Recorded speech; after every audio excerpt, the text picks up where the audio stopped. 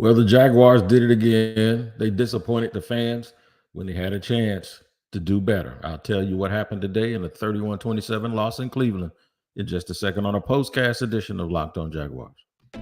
You are Locked On Jaguars, your daily Jacksonville Jaguars podcast, part of the Locked On Podcast Network, your team every day.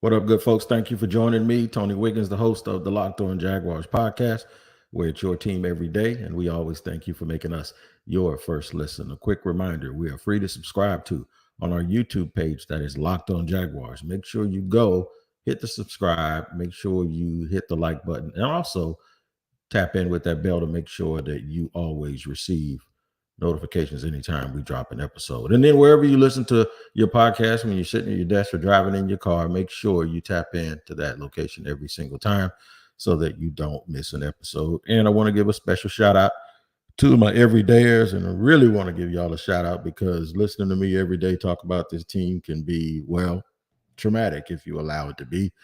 And no more than today, again, I want to preface this by saying if you did not see the the Jacksonville Jaguars podcast that I do here, Locked On Jaguars, if you didn't see us earlier this week, if you didn't see us Friday, what I said was that this was going to tell us everything we needed to know. And it was going to teach the Jaguars about themselves with the hope that it was going to be a good lesson. But nonetheless, another 31-27 loss. I would be doing y'all a disservice if I went through the stats today. I'm not going to go through the statistics because it doesn't matter. Your eyeball saw the game. You saw exactly the way it went, the way it ebbed and flowed. And the bottom line is the talk is it should be about the fact that Joe Flacco, who was sitting on his couch 3 weeks ago and who is almost the same age as LeBron James, shredded them today, and he looked like Josh Allen. And or he looked like Patrick Mahomes, or he looked like that backup from last week that smacked the Jaguars around in their home stadium on Monday night, and now they've lost 2 games in a row. I'm watching the Chiefs lose. I'm sitting here looking at all of these things that could have gone in the Jaguars' favor had they just handled business, and they could have been the number 1 seed. It could have been the favorite. It's a good thing they aren't. You know why? Because there's nothing like asking for transparency, asking for the truth, and getting exactly what you want. And that's what we did today. The Jaguars are who they showed you who they were today on that football field. Make no mistake about it. We don't want to talk about it. It's easy for us to sit here and look at some positives, right? That the defense got some turnovers like they had been early in the year. Parker Washington has done a couple of really nice things, not only on special teams, but from the line of scrimmage. There was an Antonio Johnson sighting today. Good. A lot of things like that. We can talk about the injuries, how Blake Hance is now their 4th left tackle because Ezra Cleveland, who started at left tackle, got hurt. We can discuss all of those things and then sort of try to get caught up in the promise of those little possibilities, or the promise of those little things, right? We can get caught up in them, of those little possibilities for the future. The bottom line is they are not good enough to be elite. They are not good enough to play elite teams. And I thought that I was just going to spend the rest of the year comparing them to the top 8 teams in the league. Well, now it's expanded. It's now expanded. I would say it's expanded back to Houston, even though they lost today. I would say it expands now to include both Cleveland. Cincinnati was one of those teams if they had Joe Burrow. But there are probably a whole bunch of teams, maybe half the teams in the league. I would seriously have to sit here and wonder if the Jaguars can win and if they can beat them. And I'm not going to allow inexperience. I'm not going to allow the fact that they're still young and a large number of their roster guys are players that are, in their first contract. None of that. None of that, because they're playing teams with those same situations and they're playing teams with those same things going on, but yet still they can't win. They don't win on the line of scrimmage on either side of the ball, especially in the middle of both of those lines. We can almost give them mulligan for the stuff that's going on at left tackle and the injuries that they have there. Their wide receivers have to be schemed open and they can't win. And even when they got to get schemed open, the ball has to be it has to have perfect placement, because if it doesn't, they're not going to catch it. Ain't nobody going to catch no hard balls on this team, right? They're just not going to do it, man. The running game is just okay. That's because they got a bad offensive line, and then sometimes I have to even question the scheme, even though offensively I don't necessarily want to do it. But I have to ask, why do Doug and Press Taylor do certain things? Do they do those things because they're deficient? And then on defense, so the Jaguars get the ball back. The Browns are pinned back. I see Trayvon Walker in the game. There was a one-play drive because there was a fumble by Amari Cooper on a catch. And then the next drive, they put in Kayvon Chason. So my thinking is, what is also with the rotation? They were still losing, and it was a critical time. Now, it didn't hurt them because I don't believe that drive ended up in the score. But my point is what is the rhyme and the reason for how they substitute guys and how they play people? I don't know. But I tell you what, I'm going to tell you where they go from here. Where they go from here is from the top all the way down. They need to look at seriously making some serious changes to this team, or they're going to really waste Trevor Lawrence's entire start of his career where he's playing on a rookie deal. They got to figure this out. And I got some suggestions to exactly how they can do that. And I will make sure I tell you all of that stuff. How, in my opinion, they can get better at what it is that they're trying to do here. All right.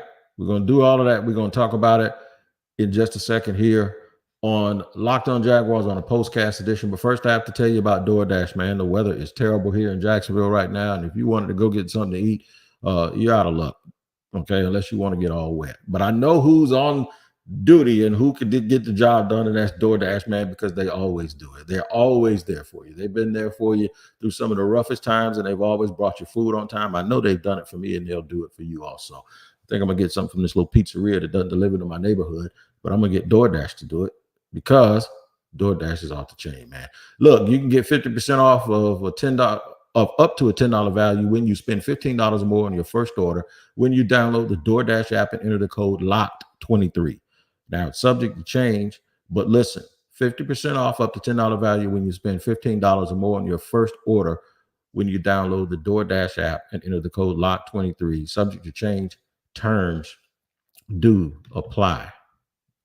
And I have to let you know about PrizePicks, man. I hope you got your PrizePicks in I hope you had them in for the 1 o'clock games, but if you didn't, you better get them in late and for the night game, because that's your chance to win some money from the largest daily fantasy sports platform in North America. That is PrizePicks. Man, all you got to do, you're going to pick between 2 and 6 PrizePicks player stat projections, and then hopefully you can win you some money if you do it the right way.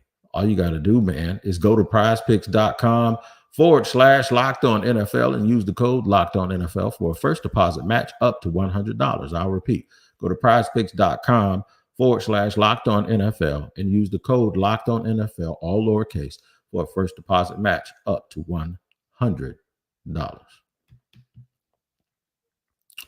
We're bringing it back to you here on a POSTCAST edition of Locked On Jaguars. Before I get to my little spiel and what I think they ought to do, I'm going to try to run through some of these comments because I know y'all are venting. Aunt Brown says rough one, right? Jags for life. T-Wig, it's time to start looking at the talent on this team. Appreciate you, my brother. I appreciate both of you for those comments. We're going to get to that. It's a little bit of that. Fred Powell he says Shanley, but I know he's talking about Tyler Shatley. He says he's trash. I'm not going to disagree with the sentiment. I might disagree with the language a little bit. I don't like calling people that kind of stuff. Rocket says the team is not talented enough, and I don't care if they make the playoffs. Fire Balky. Now, Rocket, you are on to something, right? Don't get blinded by the little possibilities. Make sure that you focus on what's going on. So that's what it is, man. Brofresco Joe wants to know what players are we replacing. Jack Gator says you got to fire Balky. He put all the money in draft picks in his O-line, and it's horrible. lots of stuff going on right there in the comments. So let me just get to my spiel, okay, about it. The first person that has to realize that we're not taking baby steps anymore is Shad Khan. Shad Khan has to not revel in the fact that he's had more success this year than he did in any other year outside of 2017. Right. So they're going to make the playoffs 2 years in a row. 9 times out of 10 they will, because they ain't really got nobody trying to catch them. And I think outside of Baltimore and maybe Tampa, I think they can get to 10 wins, and they're sitting there at 8 right now. So they were 8-3. If they end up 10-7, they're probably going to win the division, right? It's a one and out unless they just go to the playoffs and get hot, and that is something that could absolutely happen. They could go to the playoffs and scheme some stuff up. Anything can happen. Kind of get hot, maybe get a couple of dudes back a little bit, and get to a second game, and then it'll appear like, wow, voila, they're right back where they were last year. Yeah, well, that ain't good enough. That ain't good enough, and you're not supposed to be right back. Just because you're in the same position doesn't mean you're the same team, right? Shad Khan has to believe that they could actually be better, and there's another step that they can make. And the first thing he has to do is he has to talk to his quarterback, and he has to talk to his coach. The coach has to be honest with him and tell him, I don't have enough. If you don't have enough, Doug Peterson has been in this business long enough that he knows that he just has to be honest and tell the truth.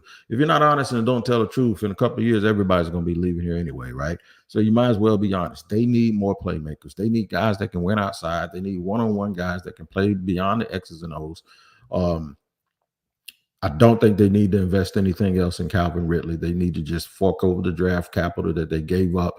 I wouldn't even tag him. I would just go in a whole nother different direction.